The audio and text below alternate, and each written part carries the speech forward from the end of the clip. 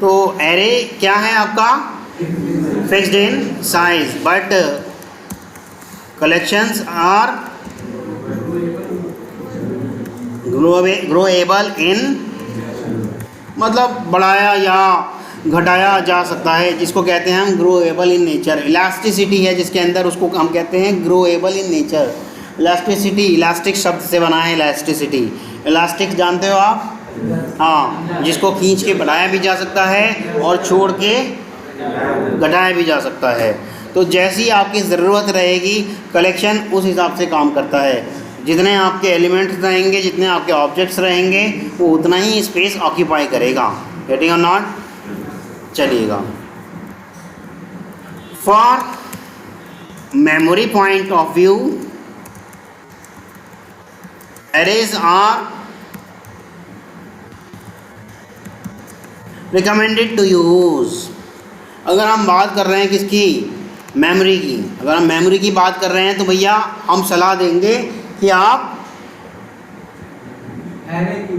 Array use कर लें। बताओ क्यों?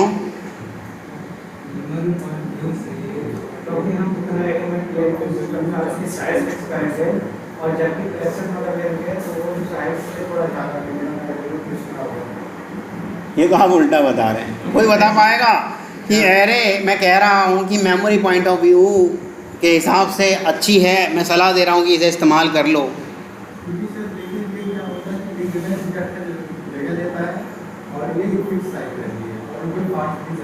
फास्ट तो अभी हम बात ही नहीं कर रहे, सिर्फ मेमोरी की बात कर रहे हैं।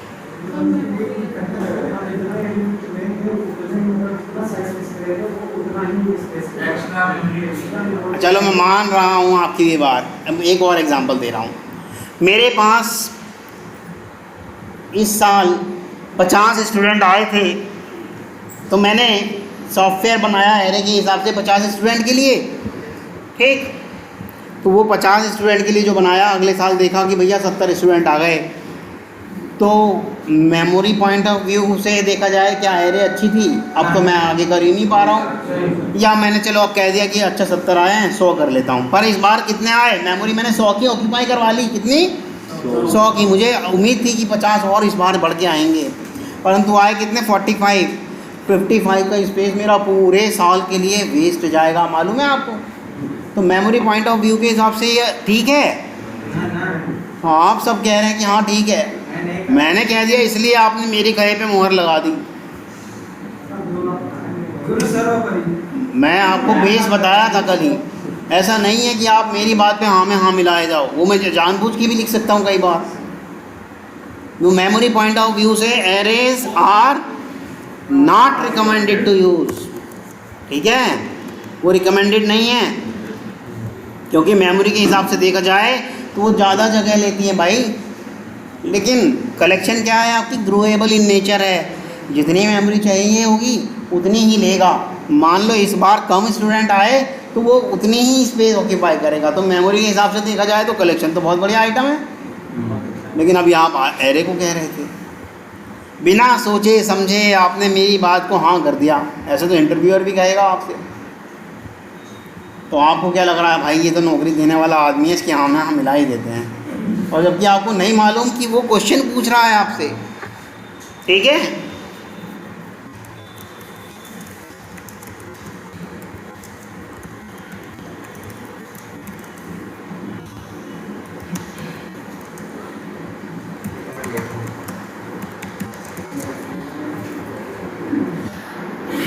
अब बात कर रहे हैं, जैसे कि आप कह रहे थे स्पीड या परफॉर्मेंस, उसकी बात करते हैं।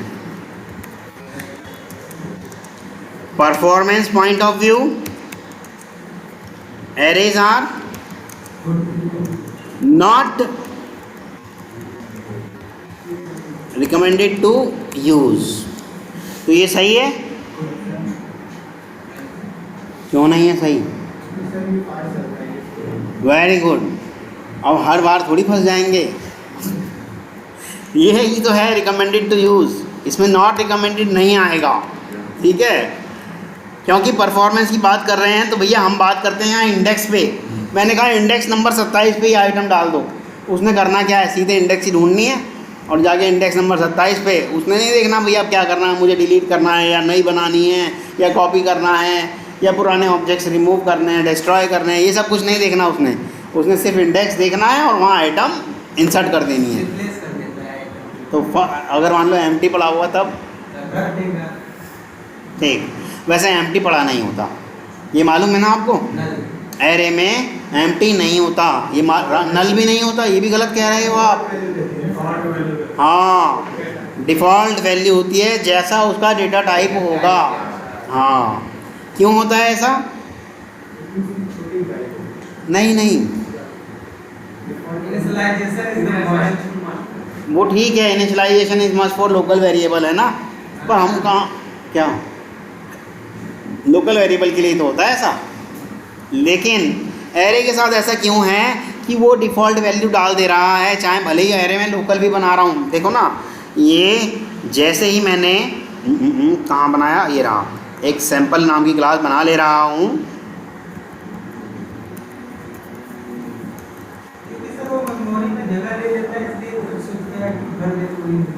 नहीं है ऐसा कुछ, ये इंट एरे बनाया is equal to new int और इसके अंदर हमने 5 का साइज़ डाल दिया, ठीक है। और मैं इससे कह रहा हूँ कि भाई एरे का तीसरा इंडेक्स प्रिंट कर दे।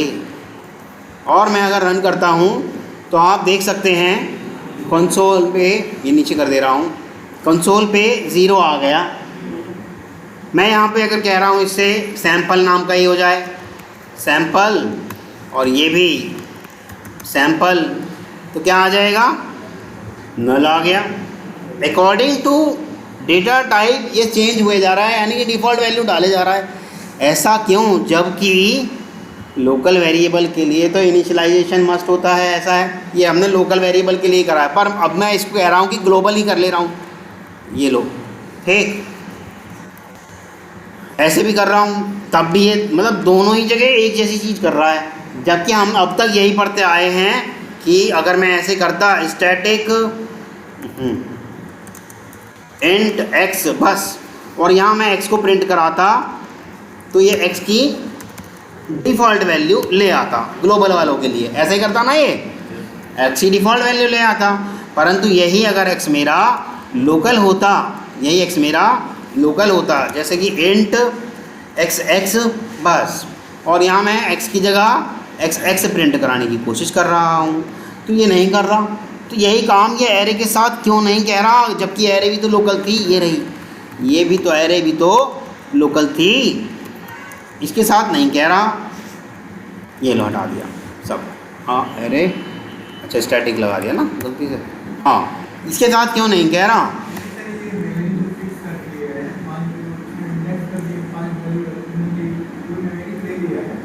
चलो आपने अपने हिसाब से सब जवाब दिया, लेकिन मैं इसका अभी आपको एक और रिप्लाई दे रहा हूँ। जब कभी भी हम इस एरे की बात करते हैं तो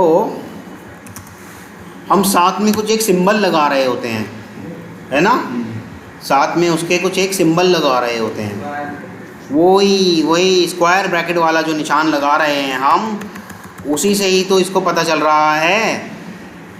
जो स्क्वायर ब्रैकेट वाला निशान लगा रहे हैं हम, थोड़ा छोटा कर लेते हैं, ज़्यादा बड़ा हो गया, ठीक, उसी से ही तो इसको पता चल रहा है कि मुझे इंटरनली क्या करना है, मुझे इंटरनली इस निशान का मतलब ढूंढना है। और इस निशान का जब वो मतलब ढूंढने जाता है तो इंटरनली उसको क्या मिलता है, जब वो ढूंढने जाएगा तो इंटरनली उसको मिलेगा क्या, एरे क्लास। एरे क्या है, क्लास है, ठीक। और एरे क्लास होने के नाते वो सबसे पहले पूछेगा कि मेरे अंदर अगर आप काम करना चाहते हो तो सबसे पहले आप मुझे बताओ किस तरह की आपकी डेटा टाइप है, चाहे प्रिमिटिव हो चाहे नॉन प्रिमिटिव हो। भले ही इंट हो तो प्रिमिटिव हो गई, और यहाँ सैंपल है तो नॉन प्रिमिटिव हो गई। इंट है तो भैया उसे ग्लोबली डिफ़ॉल्ट वैल्यू वैसे ही ला के देता है जैसा आपका ग्लोबल वेरिएबल का होता है, याद है। ग्लोबल वेरिएबल कितने तरीके के होते हैं, वेरी गुड, दो ही तरीके के होते हैं, स्टैटिक या नॉन स्टैटिक, है ना। तो ऐसे ही ये इन सारे के अंदर उसकी डेटा टाइप के अकॉर्डिंग एरे क्लास इस काम को कर रही होती है इंटरनली। हाँ बोलो। हाँ हाँ, क्यों नहीं कर सकते, इसको भी कर सकते हैं। जब कभी कोई चीज़ कन्वर्ट करनी होती है डायरेक्ट हम इस एरेज क्लास का ही इस्तेमाल करते हैं इंटरनल वाली का। ये भी करके दिखाऊंगा आपको। हाँ कभी इसको हम कई बार इस्तेमाल करते हैं जब कन्वर्ट करना होता है, जब अपना काम निकालना होता है, हमें कलेक्शन से थ्रू एरे करना होता है, तब ये डॉट एरेज डॉट करके इस्तेमाल करते हैं ना हम। ठीक, तो यही यहाँ हो रहा है। ठीक है, चलो ये वाली बात क्लियर हो गई। तो performance point of view it is recommended to use. और अगर परफॉर्मेंस की बात करें यहाँ पर, performance point of view collections are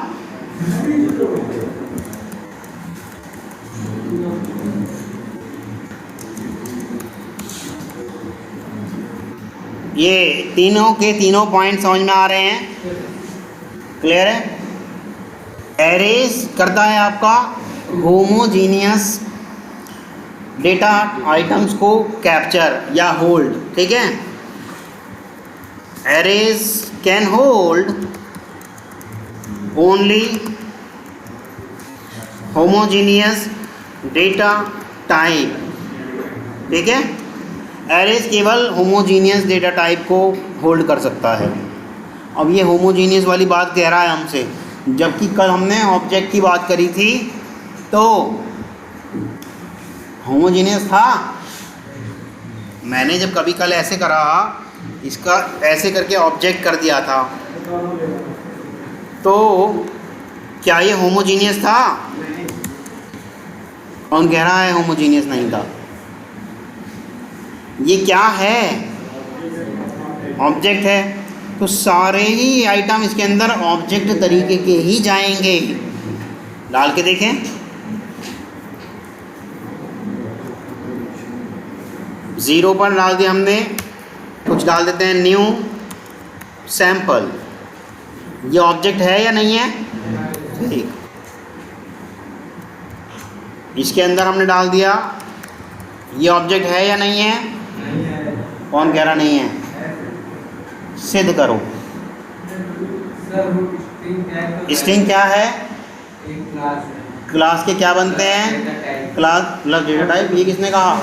ये बिहेव करता है as a class as a data type. ये किसने कहा? आओ अपनी तरफ से कुछ भी सोचते रहो, सोचने की आज़ादी सबको मिल चुकी है। हाँ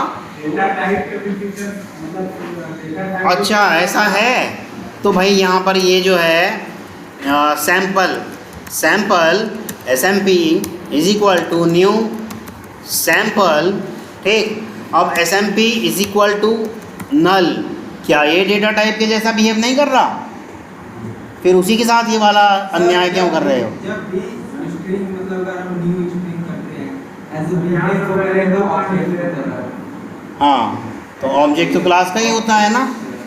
अदरवाइज अगर हम सर जैसा मुझे मतलब बताया गया, मैंने कभी नहीं बताया होगा। ये तो मैं नहीं कर रहा, आप बताएं, मतलब मैंने सुना है। आप सुनी सुनाई बातें यहाँ पे कर रहे हैं और क्लास को डिस्टर्ब कर रहे हैं बस। हाँ, ये ज़रूर आप कह सकते हो कि स्ट्रिंग जब हम बनाते हैं तो एक कॉन्कैटिनेशन पूल होता है, वो मैनेज करना होता है, वो कॉन्सेप्ट अलग है।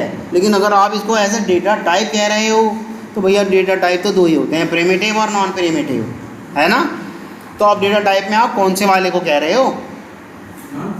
अब नॉन प्रिमिटिव तो वही हो गया क्लास और ऑब्जेक्ट, वो तो सारे ही होते हैं, सिर्फ स्ट्रिंग को ही क्यों कह रहे हो? अच्छा, नॉन प्रिमिटिव में कौन कौन से आते हैं? सारे या एक ही सिर्फ स्ट्रिंग वाले? सारे आते हैं, तो आप स्ट्रिंग वाले को ही क्यों कह रहे हैं?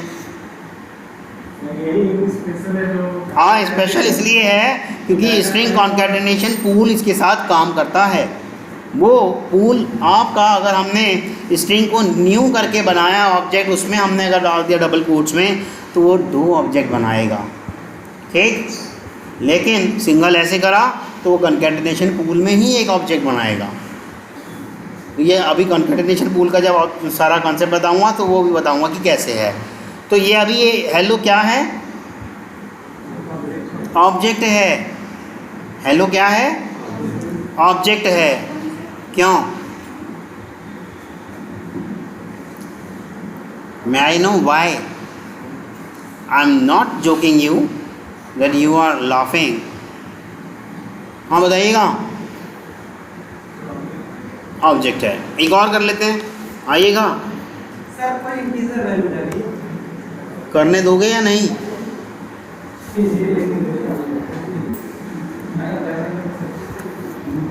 आ जाओ। अब मैं यहाँ पर डाल रहा हूँ 1 2 3।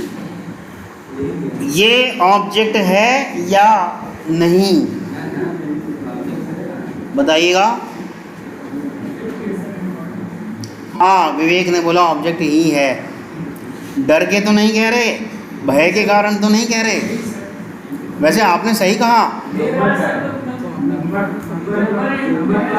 देखो, अभी तक ये ऑब्जेक्ट नहीं है, अभी तक ये सिर्फ और सिर्फ लिटरल है ना। जैसे ही इसकी लोकेशन में इनिशियलाइज होने वाला होगा तो इस लिटरल की रैपर क्लास को देखने जाएगा। कौन है इसकी रैपर क्लास? और इंटीजर क्या है? क्लास है। उसमें कन्वर्ट करेगा तब अपने यहाँ एंट्री देगा। तो उसमें कन्वर्ट करने के बाद ये क्या हो गया? ऑब्जेक्ट हो गया। तो हो गया ये होमोजीनियस, यानी कि कोई भी आओ ये उसे अपने अनुसार ढाल रहा है और एंट्री दे रहा है। वैसे कहें तो कोई भी चीज मतलब तो सभी डेटा हो गई, हर एक चीज की रैपर क्लास होती है, हर एक नॉन प्रिमिटिव डेटा टाइप की। तो सर सभी एकदम जब उसमें करेक्शन में रखेंगे तो होमोजीनियस रहेगा। हाँ। तब क्यों करते हैं ऐसा कि हेटेरोजीनियस? कहाँ मैंने ऐसा कहा जाता है सर, किसी किसी में लिखा होता है। हाँ, उसका भी कारण बताऊंगा। तो ऐसे वो भी इंटरनली रेफर क्लास को कॉल वही करेगा, ऐसे कर लेगा। तो वही कारण बताऊंगा उसका भी। आप कल की क्लास में आए थे, कल जो भी मैंने पढ़ाया था वो कारण इसके अंदर है सारा, लेकिन आप कल की क्लास में आए ही नहीं। क्या मैंने कल आपको बताया नहीं था कि भैया इंटरनली ऑब्जेक्ट में कन्वर्ट हो जा रहा है सारा? फिर मैंने कल क्या ऐसे निशान करके नहीं बताया था? जेनरिक करना चाहो तो जेनरिक कर लेंगे, फिर उसको तब आप पढ़ने नहीं आते हो और सबको डिस्टर्ब करने आते हो। सर मैं अपने कंफ्यूजन दूर करता हूं, जिसको सॉरी जिसको मतलब डिस्टर्ब हो सॉरी। तो आप कल वाली क्लास का कॉन्सेप्ट समझे नहीं और आज आपने इसमें बोलना शुरू कर दिया। चलो कोई बात नहीं। सिर्फ इस ऑब्जेक्ट वाली एरे की वजह से, इस ऑब्जेक्ट वाली एरे की वजह से हमने इसको क्या कहा? अगर देखो ऑब्जेक्ट टाइप की ही है तो हमने इसको क्या कि होमोजीनियस और हेट्रोजीनियस दोनों हो गई एरे। क्या हो गई? Homogeneous plus heterogeneous. क्यों? क्योंकि आप चाहे मेरे को नॉन प्रिमिटिव दो चाहे मुझे प्रिमिटिव दो, मुझे तो कन्वर्ट ऑब्जेक्ट में ही करना है। तो ये हुआ किसकी वजह से? सिर्फ ऑब्जेक्ट एरे की वजह से। लेकिन इस ऑब्जेक्ट एरे का कॉन्सेप्ट निकाल दो अगर, तो एरे क्या है आपका? Heterogeneous, sorry homogeneous. इस ऑब्जेक्ट का कॉन्सेप्ट अगर निकाल दिया जाए तो एरे क्या है आपका? होमोजीनियस। क्योंकि ये ऑब्जेक्ट को ही हटा दो बस, यहाँ मैं सैंपल रख रहा हूँ, तो ये सारे नहीं एप्लीकेबल कर पाएगा। सिर्फ ये ऑब्जेक्ट की वजह से ऐसा कर रहा है। यानी कि जहाँ भी ऑब्जेक्ट का कॉन्सेप्ट आ गया वहाँ आपका हेट्रोजीनियस कहा जा सकता है। परंतु अगर इंटरनल इम्प्लीमेंटेशन देखोगे तो सारे के सारे आदर्श वो ऑब्जेक्ट में कन्वर्ट हो रहे हैं। ठीक है, सारे के सारे ऑब्जेक्ट में कन्वर्ट हो रहे हैं। ठीक है, तो और कलेक्शन की डेफिनेशन क्या है? कलेक्शन की डेफिनेशन क्या है? बोलो। If you want to represent a group of individual objects, object शब्द आ गया ना, और ऑब्जेक्ट की वजह से ही ये क्या हुआ था? होमोजीनियस हुआ था, सॉरी हेट्रोजीनियस हुआ था। ऑब्जेक्ट की वजह से ही तो ये हेट्रोजीनियस हुआ था। ये ऑब्जेक्ट की वजह से ही हेट्रोजीनियस हुआ था। ऐसा ही हुआ था ना? ठीक। और कलेक्शन भी क्या है, ग्रुप ऑफ इंडिविजुअल ऑब्जेक्ट्स। तो क्या वो नहीं होगा ऑब्जेक्ट की वजह से हेट्रोजीनियस? बोलो। तो कलेक्शन क्या है?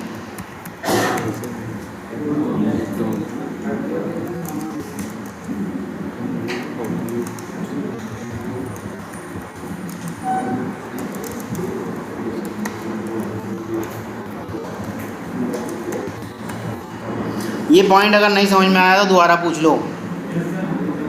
हाँ, इसके अंदर अगर मैं एक शब्द और डाल दूं,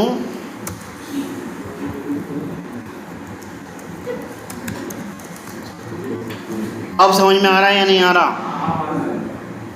ठीक है, क्योंकि ऑब्जेक्ट एरे ने ही इसमें आकर के वो हेट्रोजीनियस वाला कॉन्सेप्ट लागू कर दिया था। और वही कलेक्शन भी क्या कहता है, कलेक्शन ऑफ इंडिविजुअल ऑब्जेक्ट्स। जहाँ ऑब्जेक्ट की बात हो गई वो तो भैया इंटरनली इसको कन्वर्ट कर ही लेगा, ठीक। लेकिन इतना डेप्थ में आपको इंटरव्यूअर को नहीं बताना, आपने सिर्फ यही बताना है arrays can hold homogeneous data type या डेटा एलिमेंट, और collection can hold both homogeneous as well as heterogeneous. क्यों? क्योंकि भैया देखो बात सीधी सी है, ज़रूरी नहीं है कि वो जो इंटरव्यू ले रहा है बहुत बड़ा विद्वान रहा हो। वो किताबी बातें रट के या सामने कुछ रख कर के आपसे पूछ रहा है, वो जिद पे ही अड़ जाए कि भैया ऐसे कैसे कह सकते हो। समझ रहे हो? आप भले ही प्रूफ भी कर दोगे, सब कुछ कर दोगे, ये चीज़ जो मैंने बता दी, अगर मान लो कोई बंदा टैलेंटेड रहा होगा वो तो आपकी भावनाएं समझ जाएगा। क्यों? क्योंकि इंटरनली तो वो ऑब्जेक्ट में ही कन्वर्ट कर रहा है, करते हुए आप दिखा भी सकते हो रन करके, सब चीज़ प्रूव हो जाएगी। परंतु कई बार ऐसा होता है कि हमें क्या मालूम वो सामने वाला इतनी समझ रखने वाला है या नहीं। क्या पता वो वैसे ही मैनुअल टेस्टर रहा हो, पढ़ पढ़ा के कहीं से कोर्स करके ऑटोमेशन टेस्टर बन गया हो, अब इंटरव्यू ले रहा है आजकल। वो तो वही शब्द सुनना चाह रहा है जो रटे रटाए वहाँ कितने सालों से सुनता आ रहा है कि भैया वो होमोजीनियस है या हेट्रोजीनियस है, होमोजीनियस प्लस हेट्रोजीनियस। वो तो सिर्फ एक ही आंसर सुनना चाह रहा है। आप जैसे ही कुछ कहोगे लगेगा कि गोल गोल घुमा रहा है, इसे नहीं आता। तो प्रायोरिटी, प्राथमिकता वहाँ दिया करो जो सर्वमान्य चल रहा है। लेकिन मैं आपको आपकी नॉलेज के लिए ये सब बताया कि भैया इनडायरेक्टली ऑब्जेक्ट ही कन्वर्ट हो रहा है, इसीलिए अगर देखा जाए तो सारे के सारे हाँ देखा जाए, अगर सिर्फ ऑब्जेक्ट पे फोकस करा जाए तो भैया वो भी हेट्रोजीनियस ही है, क्योंकि वो मतलब फोर्सफुली उसको कन्वर्ट तो ऑब्जेक्ट में ही कर रहा है। भले ही उसकी रैपर क्लास में ले जा करके कन्वर्ट करके उससे ऑब्जेक्ट बनवा के वापस ला रहा है, कर तो वही रहा है वो भी। क्लियर है? सर इसका मतलब वो हेट्रोजीनियस में मतलब कि वो करेगा क्या कि कोई जैसे डेटा टाइप है उसको रैपर क्लास में कन्वर्ट करके उसको यूज करेगा, क्योंकि ऑब्जेक्ट टाइप है ना, वो ऑब्जेक्ट टाइप होने की वजह से ऐसा करेगा। और ऑब्जेक्ट टाइप हमेशा क्या मांगता है? ऑब्जेक्ट ही मांगता है, ठीक है। अगर जावा में केवल और केवल यही वाला कॉन्सेप्ट होता जो अभी मैंने समझाया है तो जावा मोर ऑब्जेक्ट ओरिएंटेड लैंग्वेज हो जाती। जो अभी मैंने बताया है भैया इंटरनली तो कन्वर्ट ऑब्जेक्ट में ही करके लाना है, तो जावा मोर ऑब्जेक्ट ओरिएंटेड लैंग्वेज हो जाती, मतलब और ज़्यादा ऑब्जेक्ट ओरिएंटेड लैंग्वेज हो जाती। लेकिन जावा में ऐसा नहीं है। उन्होंने प्रिमिटिव भी डाल दिए, उन्होंने केस सेंसिटिविटी भी डाल दी, उन्होंने सिंटैक्स भी डाल दिया। भैया अगर आप ऑब्जेक्ट ओरिएंटेड की बात कर रहे हो तो सिर्फ ऑब्जेक्ट की ही बात करो ना, अंदर हम इंटरनली खुद कन्वर्ट कर लेंगे। ऐसा अगर जावा करती, पाइथन में है ऐसा। पाइथन जिसने करी होगी या आगे आने वाले टाइम में अगर आप अपने ऑफिस में करोगे तो भैया देख लोगे कि आप केवल ऑब्जेक्ट बना पा रहे हो और कर रहे हो। इसलिए पाइथन जावा से ज़्यादा ऑब्जेक्ट ओरिएंटेड लैंग्वेज है, ठीक। आगे बढ़े, ये सिर्फ आपके ज्ञान के लिए बताया है मैंने। मुझे वैसे अगर लिखवाना होता तो मैं ये शब्द भी नहीं लिखवाता एक्सेप्ट एरे, और इतना टाइम भी नहीं लगवाता, एक लाइन लिख दी काम खत्म। मुझे क्या फ़र्क पड़ रहा था, क्योंकि इंटरव्यू में तो बोलना ही यही है। सर आप समझा देते हैं अच्छे से ना, आप समझाने देते ही तो नहीं है। चलें आगे बढ़ें। होमोजीनियस और हेट्रोजीनियस आ गया, तो अब एरे कॉन्सेप्ट है बस, और एक वो क्लास है इंटरनली, वो स्क्वायर ब्रैकेट के हिसाब से वो इंटरनली क्लास को कॉल करता है और डेटा टाइप के अनुसार उसमें बाय डिफ़ॉल्ट वैल्यू डाल देता है। बस इतना कॉन्सेप्ट है। तो जब इतना कॉन्सेप्ट है तो इसके पास अपने खुद के कोई इंटरनली डेटा स्ट्रक्चर नहीं है। डेटा स्ट्रक्चर मतलब क्या होता है? यह तय करना कि कौन पहले आएगा, कौन किस ऑर्डर में रखा जाएगा। जैसे कि किसी एक डेटा स्ट्रक्चर का नाम लेता हूँ, स्टैक। स्टैक एक डेटा स्ट्रक्चर है।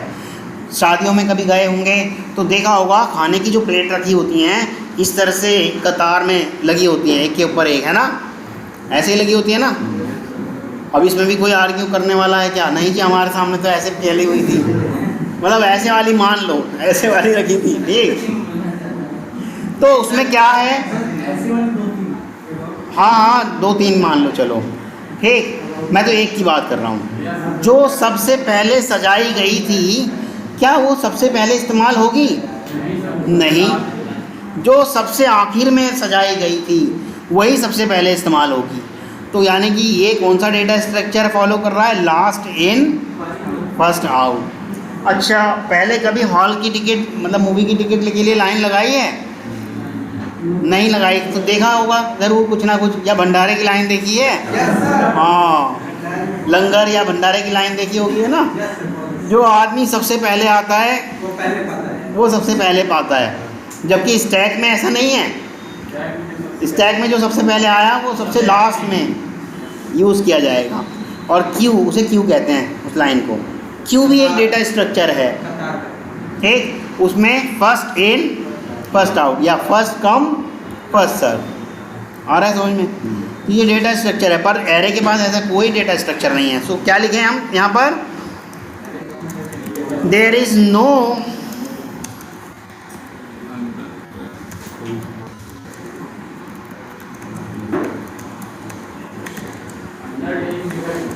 इंटरनली, ठीक है। इसके लिए कोई अंडरलाइंग डेटा स्ट्रक्चर नहीं है, but collection is having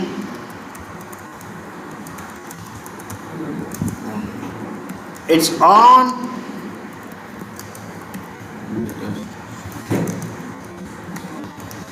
according to use, जैसी आपकी ज़रूरत, ठीक है। क्योंकि इसके पास तो क्यू भी है, इसके पास स्टैक भी है, इसके पास वेक्टर भी है, इसके पास सेट भी है। तो जैसे ही आपकी ज़रूरत वैसा ये आपको सर्व कर देगा, ठीक है।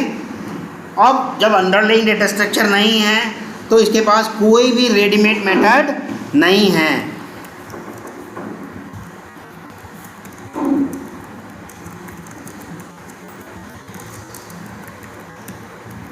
बट कलेक्शन के पास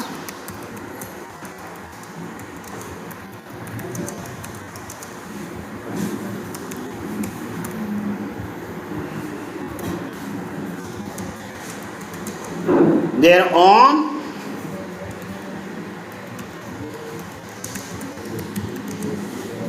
according to डेटा स्ट्रक्चर, जैसा डेटा स्ट्रक्चर उसके हिसाब से उसके अंदर क्या हैं, उसके रेडीमेड मेथड्स हैं। यहाँ तक किसी को कोई इशू? उसके पास तो डेटा रेडीमेड बने बनाए, रेडीमेड वस्त्र नहीं सुना?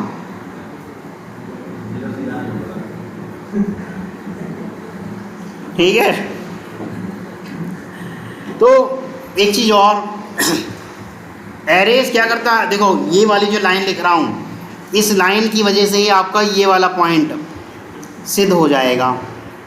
ये वाला तो पॉइंट कौन से? इसी भी तो अभी इतना टाइम वेस्ट करा, इसी भी तो अभी इतना टाइम वेस्ट करा था। कौन सा? ये रेडीमेड मेथड, ये हाँ मतलब दोनों का। ये रेडीमेड मेथड मतलब एरे के पास कोई ऐसा मेथड नहीं है, add, sort, remove, clear, empty, लेकिन कलेक्शन के पास ये सारे हैं। जैसा डेटा स्ट्रक्चर उन्होंने अपने अपने मेथड भी बना के रख रखे हैं, क्योंकि कलेक्शन अपने आप में एक कॉन्सेप्ट नहीं है, बस वो कंप्लीट फ्रेमवर्क है, धीरे धीरे बनाया गया, धीरे धीरे बढ़ाया गया है।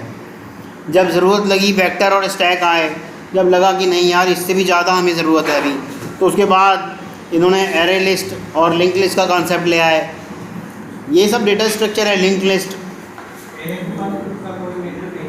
हाँ, एरे के पास अपने खुद के कोई अंडरलाइंग डेटा स्ट्रक्चर ही नहीं है, तो फिर भैया कोई मेथड भी नहीं है। कल आए थे क्लास में, मेरी क्लास करी थी? अच्छा, तो ये सब चीज़ें कल भी बताई थी वैसे मैंने। ठीक है। कल मैंने बताया भी था बोल बोल के कि भैया ये वाले मेथड देखो वहाँ पर भी हैं, यहाँ नहीं है। क्यों? क्योंकि ये एक क्लास है और वो क्लास एक कॉन्सेप्ट के हिसाब से काम कर रही है, दैट्स ऑल। पर कलेक्शन धीरे धीरे बनाया गया, पूरा फ्रेमवर्क है कंप्लीट। कलेक्शन एक ही रात में नहीं बन गया, कंट्रीब्यूशन दिया गया, सालों तक कंट्रीब्यूशन दिया गया। लोगों ने सोच सोच के, समझ समझ के, जावा के जब नए नए वर्जन आते गए तो उसमें चीज़ें बढ़ती गईं, जुड़ती गईं, जुड़ती गईं। तो कलेक्शन एक दिन का बनाया वो कॉन्सेप्ट थोड़ी है। इसीलिए जब जब जैसे जैसे वो बढ़ता गया तब तब उसके अंदर उस डेटा स्ट्रक्चर के हिसाब से मेथड बनते गए। ठीक है, तो ये बात समझ में आ गई अब? हाँ जी अजय, चलेगा। अब ये वाली बात कर लें। एरेज कैन होल्ड बोथ, कौन कौन से? दो तरीके के वो होते हैं आपके, क्या डेटा टाइप? कौन कौन से? प्रिमिटिव्स एंड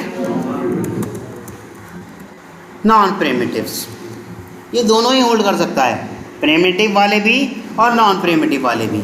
ये देखो कर भी रहा था, ये नॉन प्रिमिटिव वाला कर लिया, और अगर मैं इसको ऐसे कर दूं तो ये प्रिमिटिव वाला भी कर रहा है ना। ये दोनों तरीके के कर सकता है। परंतु जब हम बात कर रहे हैं कलेक्शन की, कलेक्शन तो अपने आप में क्या है? Group of individual objects. बस ये ऑब्जेक्ट की बात करता है। जब ऑब्जेक्ट की बात करता है तो ये वालों की तो वो बात ही नहीं करेगा, उसे तो सिर्फ यही वाले समझ में आते हैं। क्यों? क्योंकि उसने केवल ऑब्जेक्ट की बात करनी है। तो कलेक्शन क्या करेगा? केवल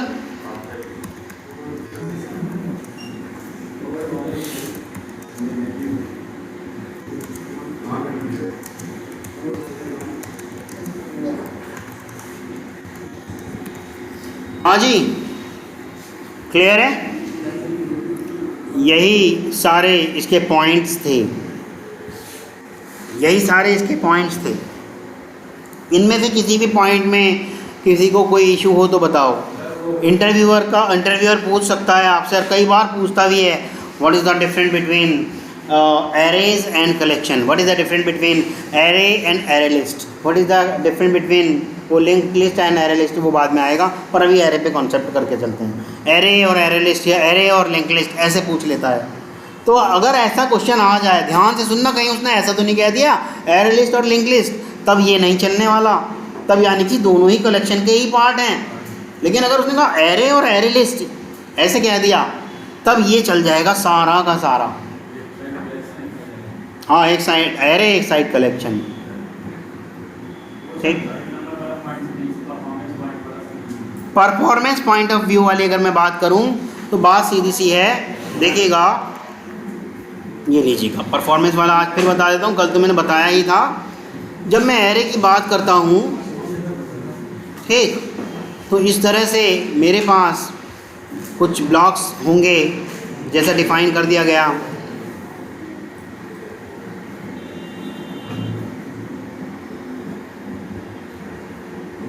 बस इतना सही रखते हैं।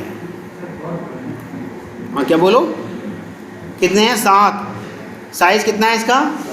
जब साइज़ इसका 7 हो गया है तो बात सीधी सी है, ये फिक्स कर देगा इसको। अब इससे ज़्यादा आप यहाँ कुछ नहीं डालेंगे, बंद कर दिया इसने। क्या है ये? Fixed in size. ना इधर से ना इधर से, कहीं से कुछ नहीं डालेगा। अभी हम परफॉर्मेंस की बात कर रहे हैं, तो इसलिए मैं पहले एक बार इंडेक्स डाल दूँ इसके अंदर। 0, 1, 2, 3, 4, 5 एंड 6। ठीक, ये इंडेक्सिंग हो गई। मैंने आपसे कहा इंडेक्स नंबर 3 पर कोई आइटम इंसर्ट करा दो, आपने इंडेक्स नंबर 3 पर करा दी। ठीक, मैंने आपसे कहा इंडेक्स नंबर 1 पे करा दो, आप सीधे इंडेक्स नंबर 1 पे गए तो वहाँ करा दी। ठीक, तो इस तरह से आपको सिर्फ इंडेक्स पता चल रही है और कटाक से आप उसके अंदर एंट्री कर दे रहे हो। काम बहुत फास्ट हुआ जा रहा है ना?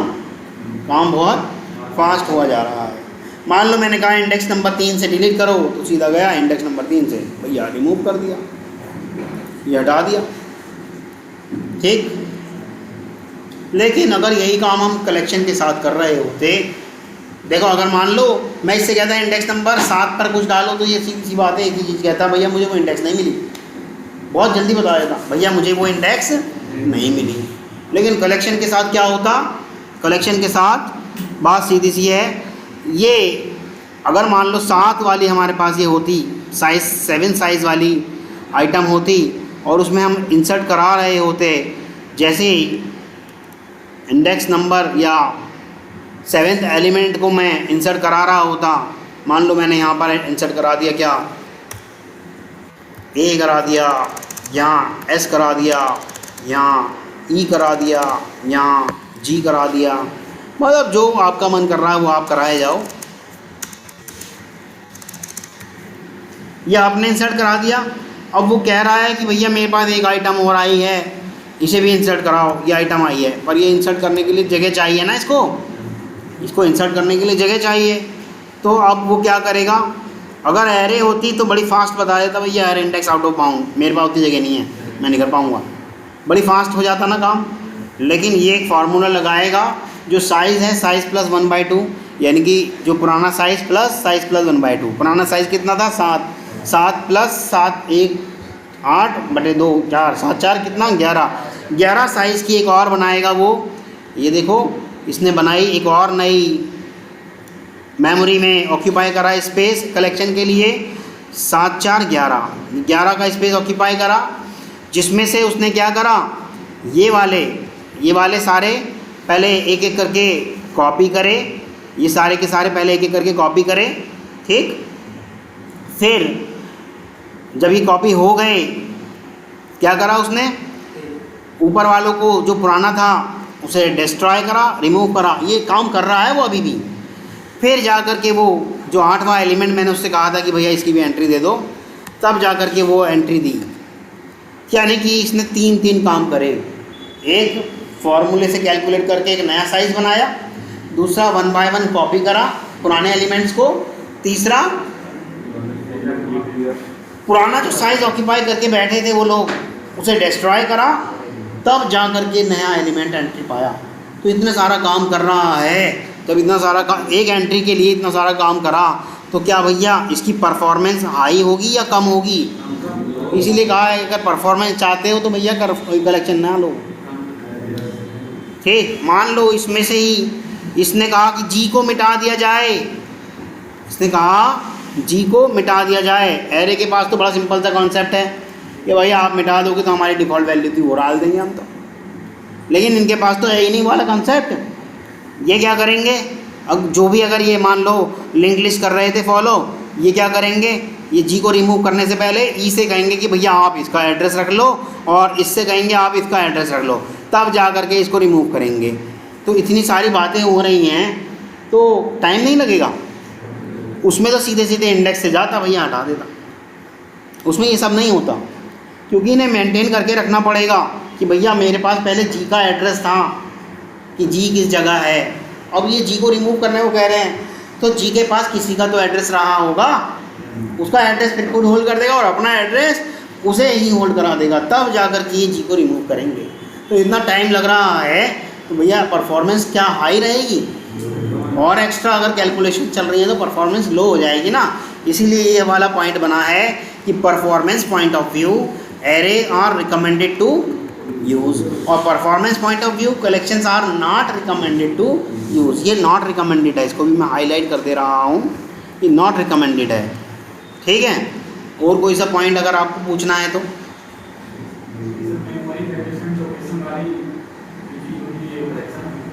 मेमोरी एडजेसेंट लोकेशन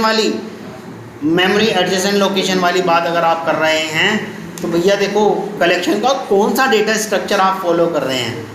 अगर डेटा स्ट्रक्चर उस तरह का फॉलो कर रहे हैं कि जो एडजेसेंट मेमोरी को ही कैप्चर करता है तो ही करेगा, लेकिन कलेक्शन की बात कर रहे हैं तो भैया नहीं, रैंडमली जहाँ मिलेगा वहाँ कर लेगा। फिर सारे उसके नो के नो इंटरफेस की अगर बात कर रहे हो तो सारे ये वाला कॉन्सेप्ट फॉलो नहीं करते। मेमोरी एडजेसेंट वाला जो आप बात कर रहे हैं ना, तो वो नहीं होता। हाँ, अभी उस पर आएंगे तो वो भी करके दिखाएंगे, मैंने क्या आता सब है, तभी तो तुरंत नाम ले दिया आपने। नहीं अच्छी बात है, आता है तो बढ़िया बात है यार, यहाँ रिवाइज हो जाएगा और क्या है भाई, इस क्लास में रिवाइज हो जाएगा और क्या है। अच्छा कोई और सा पॉइंट जो आपको नहीं समझ में आ रहा हो, कोई और सा पॉइंट इनमें से नहीं समझ में आ रहा हो, नहीं तो फिर मैं वो 9 की इंटरफेसेस लिखवा दूँ एक बार, फिर एक एक करके। हाँ कोई इंटरनल उसका डेटा स्ट्रक्चर नहीं है। एरे को नहीं पता भैया, वो तो इंडेक्स के हिसाब से काम करता है। एरे किस हिसाब से काम करता है, इंडेक्स के हिसाब से काम करता है। उसे नहीं मालूम कि भैया मुझे फर्स्ट इन फर्स्ट आउट करना है या मुझे लास्ट इन फर्स्ट आउट करना है। हाँ, जबकि अगर हम बात कर रहे हैं किसकी, स्टैक की, स्टैक में अगर मैं, एक होता है मेथड पॉप, पॉप मतलब एलिमेंट निकालो, स्टैक कलेक्शन का ही पार्ट है। कलेक्शन का अगर मैं स्टैक की बात करूं, उसके अंदर एक है मेथड पॉप, पॉप मतलब एलिमेंट निकालो। जब एलिमेंट निकालेगा तो स्टैक का डेटा स्ट्रक्चर क्या कहता है, लास्ट कम फर्स्ट सर्व, जो लास्ट सबसे ऊपर बैठा है उसको सबसे पहले सर्व करवा जाएगा। नहीं ऐसे कहोगे तो फिर वो पॉप वाला नहीं कर पाएगा ना, पॉप को तो चाहिए भैया मैं सर्व किसे करूं अभी तुरंत बताओ, तो last come first serve. Pop मतलब जो सबसे लास्ट में है उसे ही वो सर्व करेगा, उसे ही यूज़ कर लेगा। और एरे में आपने कहा इंडेक्स नंबर 76, वो गया इंडेक्स नंबर 76 पे कर दिया काम, ठीक। लेकिन पॉप लगाओगे अगर इधर कलेक्शन पे कि इंडेक्स नंबर 76, तो भैया क्या करेगा वो, इंटरनली करेगा वही, नोड टू नोड जाएगा, देखेगा इसके पास एड्रेस किसका है, ये तो रिमूव होने वाला है, उसका एड्रेस मैं रखूँ अपना उसको दे दूँ, ये काम करेगा। क्योंकि उसे तो अपनी वो वाली प्रक्रिया जारी रखनी होगी ना, कौन सी, लास्ट कम फर्स्ट सर्व। अगर स्टैक की बात कर रहा हूँ, सारे कलेक्शन के लिए नहीं है ये, मैं केवल स्टैक वाले डेटा स्ट्रक्चर की बात करी अभी, ठीक। यही अगर क्यू की बात कर रहे होते तो क्यू के अंदर फर्स्ट कम, हाँ क्यू भी कलेक्शन का ही तो पार्ट। अभी लिखवाऊंगा 9 की इंटरफेसेस, उसमें आपका क्यू भी लिखा जाएगा। जब मैं कह रहा हूँ 9 की इंटरफेसेस, तो इंटरफेसेस हैं वो सारे के सारे, क्लियर है, ठीक। चलिए अब बात कर लेते हैं, देयर आर 9 की interfaces of collection framework. Collection framework के पास देखो इसने ये शब्द इस्तेमाल करा है 9 की इंटरफेसेस, मतलब सारा का सारा कलेक्शन इन्हीं पे टिका हुआ है। यही कीज इंटरफेसेस हैं, यही इम्पोर्टेंट इंटरफेसेस हैं, पूरा का पूरा कलेक्शन आपका इन्हीं पे टिका हुआ है। गेटिंग और नॉट। हाँ, इनकी कोई इम्प्लीमेंटिंग क्लासेस आएंगी, उनके कंस्ट्रक्टर्स आएंगे, उनके मेथड्स होंगे जो उन्होंने इम्प्लीमेंट करे होंगे इन इंटरफेसेस से लेकर, ठीक। तो नंबर 1 पे आ गया आपका, सबसे पहले तो खुद ही कलेक्शन, दूसरा लिस्ट, तीसरा सेट। अच्छा, सेट और मैप दोनों मिलते जुलते हैं, इसलिए आपने तो कलेक्शन और लिस्ट याद कर लेना है, बाकी तो सेट और मैप के दोनों मिलते जुलते हैं। क्योंकि देखो सेट बोलोगे नेविगेबल सेट बोलोगे, हैं सॉर्टेड सेट बोलोगे, और ऐसे ही मैप बोलोगे सॉर्टेड मैप बोलोगे, और तीनों मिलते जुलते हो गए ना। तो ये तो दोनों एक जैसे ही, मतलब याद करना इतना आपको भारी नहीं पड़ेगा। सेट, सॉर्टेड सेट, वैसे तो ये इंटरफेस है तो नाम ऐसे मिला हुआ होना चाहिए, ठीक है। Sorted set, navigable set. ऐसे ही मैप का है, ऐसे ही मैप का है, मैप, सॉर्टेड मैप और नेविगेबल मैप, ठीक। इतना तो याद ही हो जाएगा भाई, तीन उसके तीन इसके सेम से ही हैं। बाकी कलेक्शन और लिस्ट, ये तो आपको यार देखो कलेक्शन की बात कर रहे हो, कलेक्शन तो याद ही होगा, और लिस्ट भाई याद करना पड़ जाएगा, वो एक अलग से, वो अभी 9 नंबर पे लिखूँगा, उसे अलग इसलिए लिख रहा हूँ ताकि याद करने में आसानी हो। एक क्यू हो गया आपका, ठीक है, एक आपका क्यू हो गया। अब बात सीधी सी है, कलेक्शन तो खुद कहता है कि if you want to represent a group of individual object as a single entity then we should go for collection. कह रहा है कि अलग अलग ऑब्जेक्ट को एक ऑब्जेक्ट के रूप में पेश करना चाहते हो, रिप्रेजेंट करना चाहते हो, तो आपको कलेक्शन में जाना होगा। दूसरा कहता है लिस्ट, लिस्ट भी कलेक्शन का ही तो पार्ट है, डेफिनेशन वही होगी। If you want to represent a group of individual object as a single entity where मतलब जहाँ duplicacy is allowed and insertion order is preserve, then we should go for list interface. Set क्या कह रहा है? If you want to represent a group of individual object as a single entity where duplicacy is not allowed and insertion order is not preserved, then we should go for set interface. Sorted set क्या कह रहा है?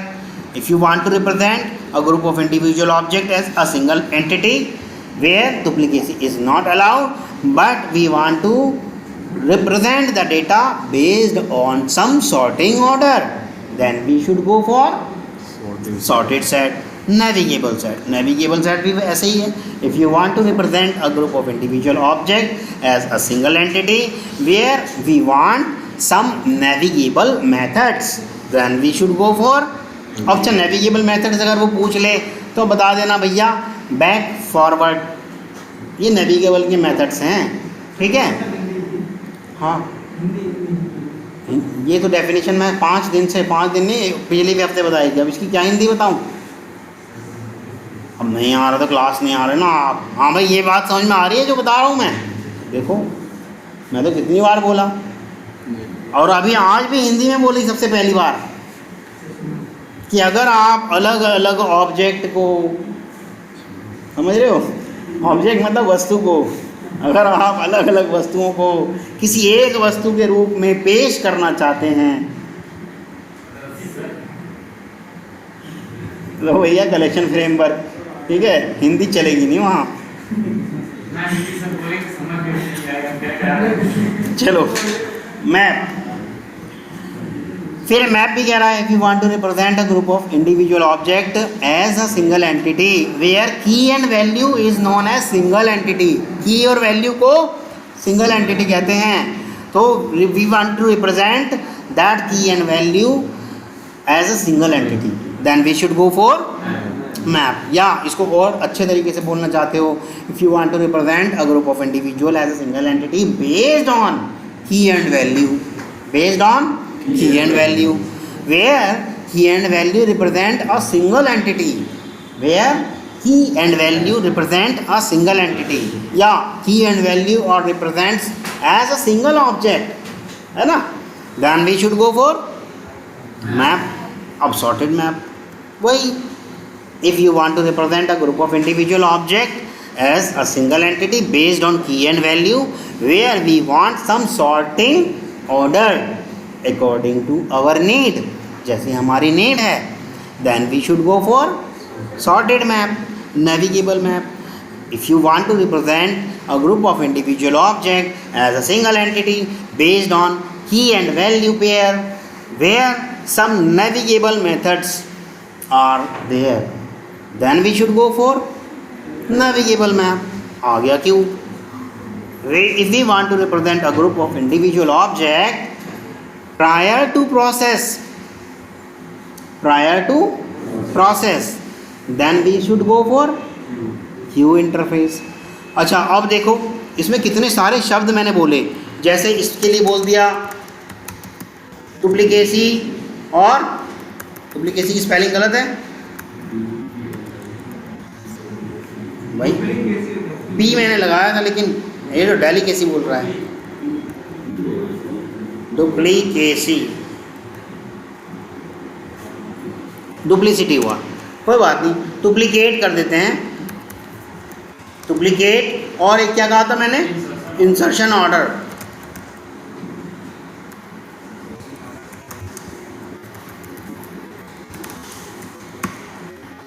Insertion order ये preserve रहेगा। तो इन तीनों शब्द से किसी को अगर आपत्ति हो तो बताओ।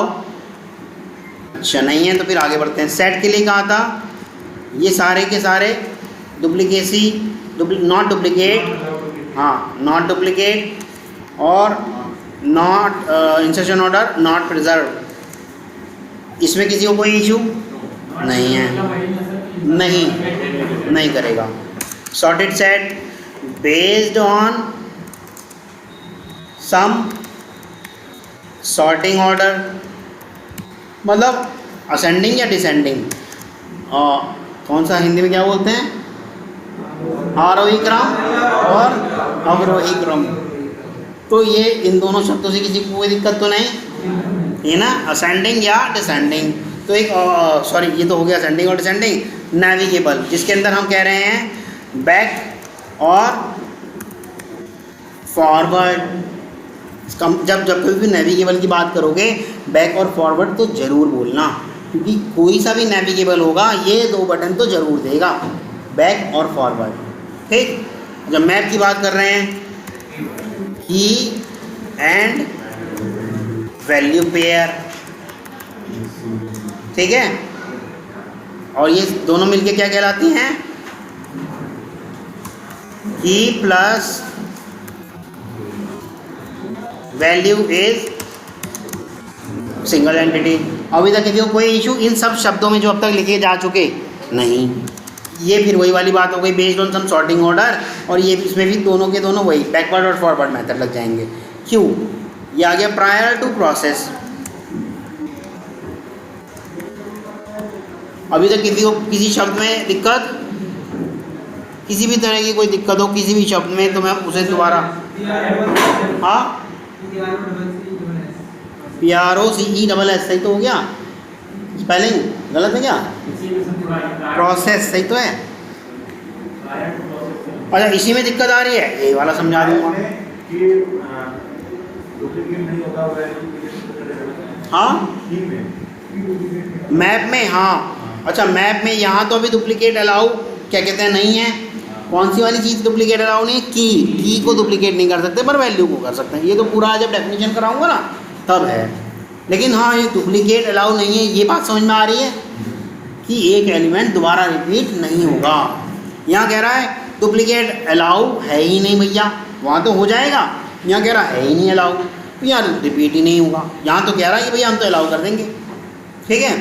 अच्छा ऐसा ही वो की और वैल्यू की बात कर रहा था, वो की और वैल्यू दोनों मिलके कहता है कि मैं एक मानूंगा, की और वैल्यू मिलके दोनों को मैं एक मानूंगा। अब आप अपने ढंग से इसको इस्तेमाल करे जाओ, चाहे आप वैल्यू में अपने हिसाब से रख लो चीज़ें, चाहे आप की में अपने हिसाब से, लेकिन मैं की को डुप्लीकेट होने नहीं दूंगा। एक चीज़ तो उसने ऐसी अपने लिए रखी है जो उसके अकॉर्डिंग चलना पड़ेगा ना। अच्छा ये बात हो गया, नेविगेबल हो गया। आपको इस शब्द से दिक्कत हो रही है प्रायर टू प्रोसेस, मतलब प्रोसेस से पहले ही तैयार कर लो। प्रोसेस मतलब प्रोसेस को क्या कहते हैं, काम करने से पहले ही उस काम की रूपरेखा बना लो। ठीक, मान लो आज आपका बर्थडे है, सपोज करो आज आपका बर्थडे है, ठीक, पर अभी तक कोई प्लान नहीं है कि भैया क्या पार्टी होनी है क्या नहीं होनी। लेकिन घर जाते ही शाम को घर वालों ने कह दिया यार तेरा बर्थडे है, 50,000 रुपये रखे हैं, ठीक, तो अब आपने क्या करा, ऐसा तो है नहीं कि आप अपने स्टेटस पे लगा दो कि भैया मुझे घर वालों ने 50,000 दिए हैं और आ जाओ पार्टी है। पता नहीं कितने लोग आ जाएंगे, है ना। अब इनका दिमाग काम कर रहा है यार 50,000 में दावत भी थोड़ी अच्छी करूं, लेकिन बुलाऊं अपने पसंदीदा दोस्तों को। तो आप पसंदीदा दोस्तों की पहले लिस्ट बनाओगे ना कि इन्हीं को कॉल करूँगा भाई, सबको नहीं बुलाऊँगा। तो आपने जो अपने पसंदीदा दोस्तों की जो लिस्ट बनाई, इसी लिस्ट को हम कहते हैं कि मतलब कॉल करने से पहले आपने तैयारी कर ली, प्रायर टू प्रोसेस। आ रहा है समझ में? तो यही है, यानी कि क्यों कहता है कि भैया मैं बाद में काम करूँगा, पहले आप लाइन लगा लो। मैं काम बाद में करूँगा, पहले आप लाइन लगा लो। अगर क्यों पहले ही काम करने लगता और लाइन ना होती तो भैया पता ही नहीं चलता कि भैया कौन सा सेकंड नंबर पे आया, चलता जाता काम, क्योंकि वो तो फर्स्ट कम फर्स्ट सर्व करता है ना। इसीलिए वो कहता है प्रायर टू प्रोसेस, पहले आप तैयार हो जाओ फिर मैं सर्व करना शुरू करूँगा। हाँ पहले आप लाइन लगा लो। वही तो आपने किया, वो फ़ोन की लिस्ट कर ली आपने तैयार, फ़ोन करने थोड़ी चालू कर दिए थे पहले। जब लिस्ट तैयार हो गई तब आपने फ़ोन करने शुरू करे, ऐ दोस्त कल आज मेरा बर्थडे है ना। तो ये बात समझ में आ गई अब? वो तो बात की बात है, लेकिन ये तो सिर्फ मैं इस शब्द को समझा रहा था भाई। चलिए यहीं तक रखते हैं, ठीक। कल धीरे धीरे क्या करेंगे